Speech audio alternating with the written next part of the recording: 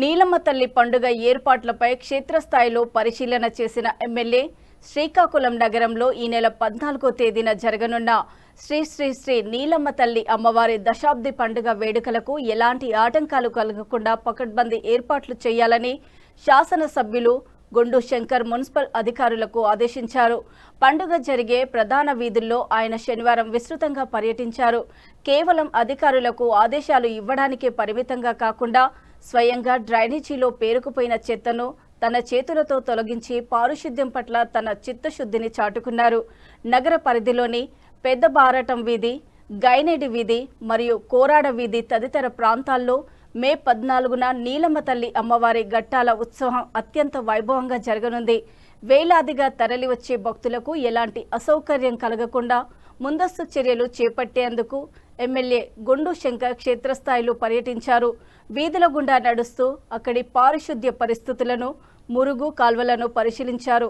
ఈ పర్యటనలో ఆలయ కమిటీ సభ్యులు, స్థానిక నాయకులు, మున్సిపల్ అధికారులు మరియు పెద్ద సంఖ్యలో కాలనీ వాసులు పాల్గొన్నారు.